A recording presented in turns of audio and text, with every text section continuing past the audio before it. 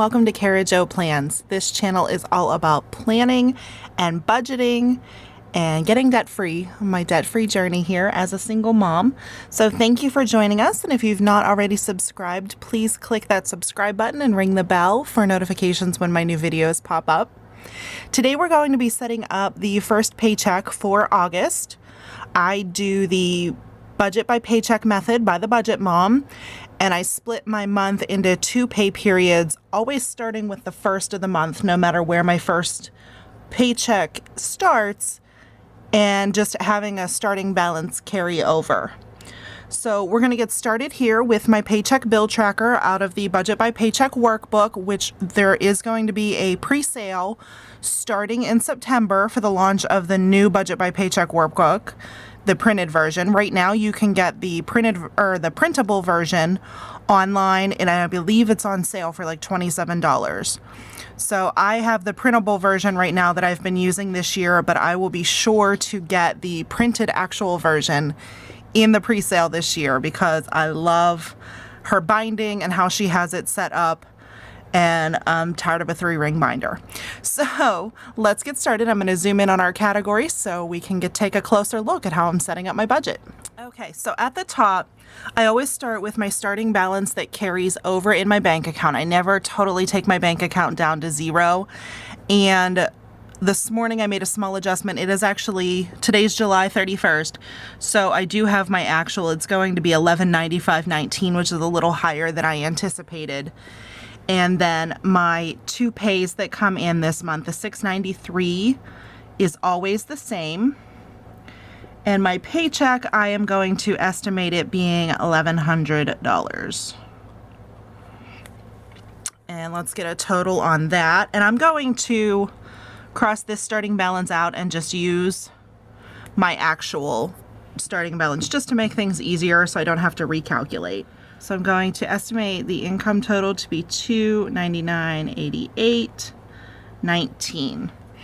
And then we get down to my bills, and I've already written them out with the due dates so we can go through the budgeted amount. Massage Envy's a membership, and it is always $65. And my sewage is around $45 every month.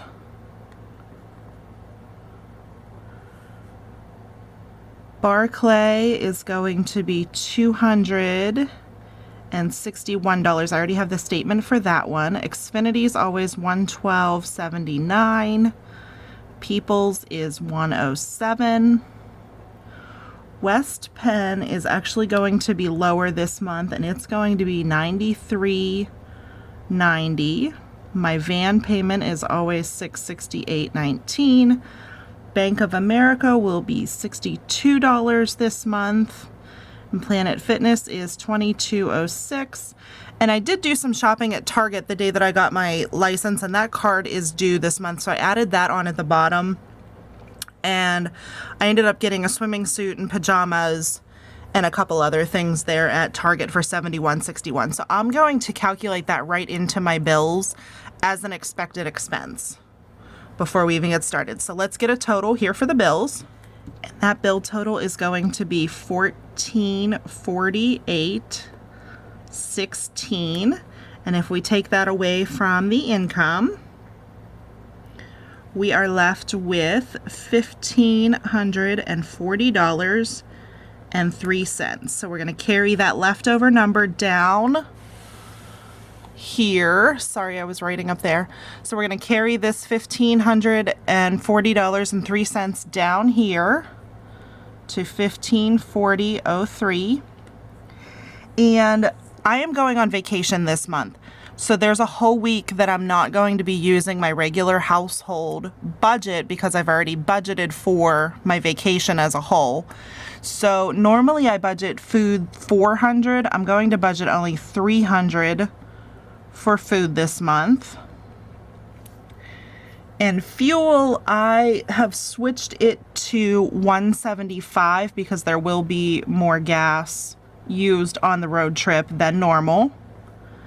And then I did not budget anything for fun money this month.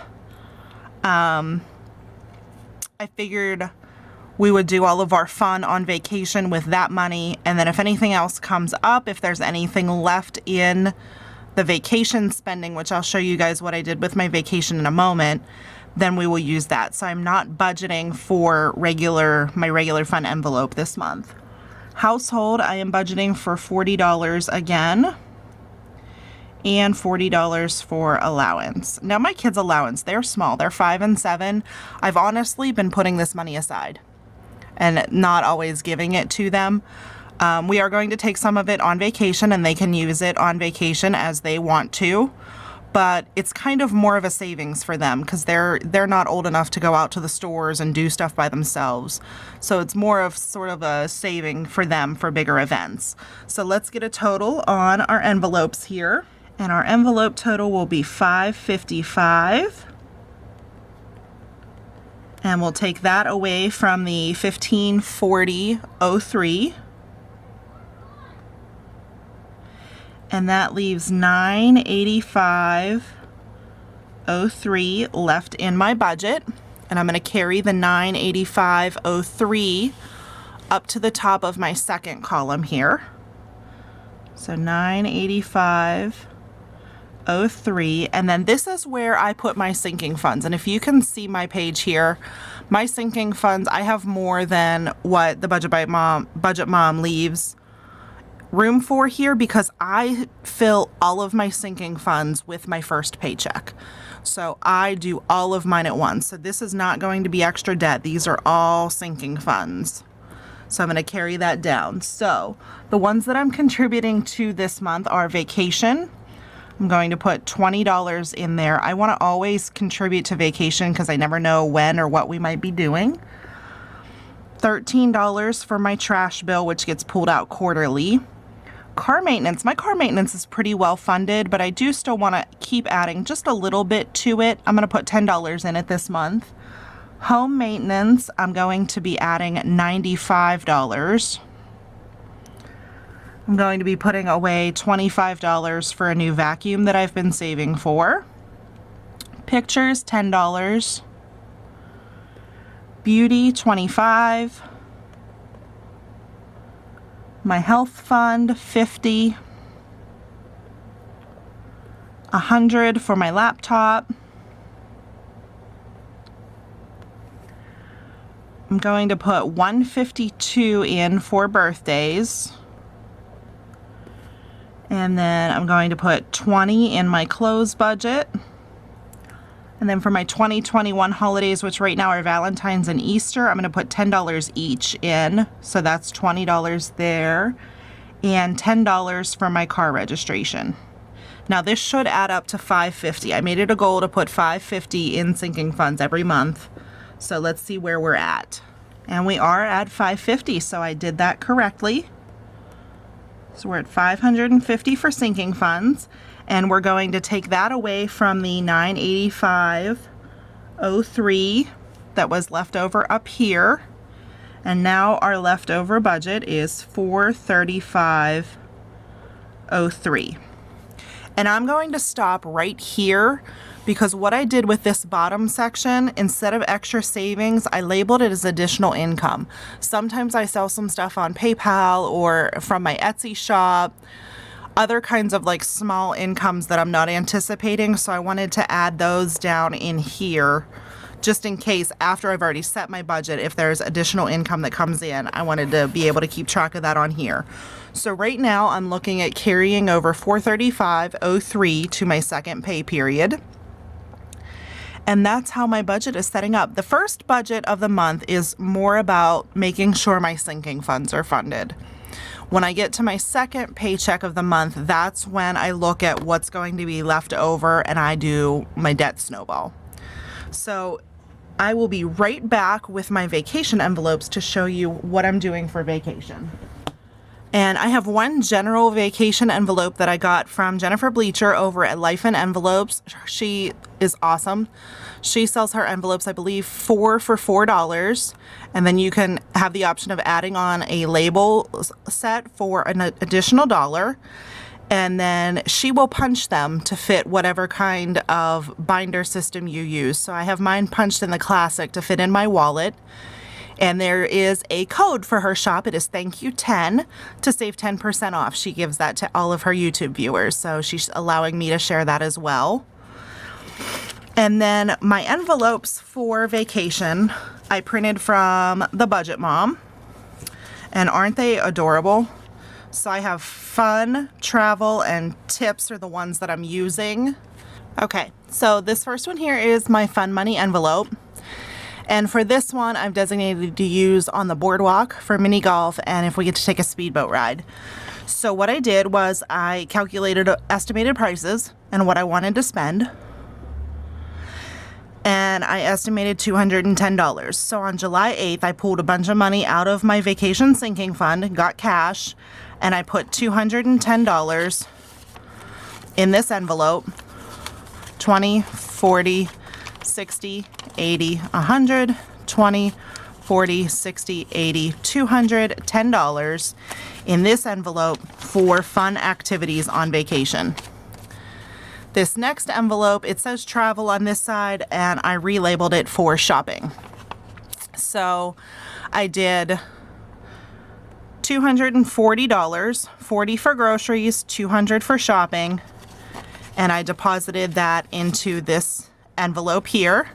So we have 20, 40, 60, 80, 100, 20, 40, 60, 80, 200, 10, 20, 30, 40. So $240 in this envelope for shopping.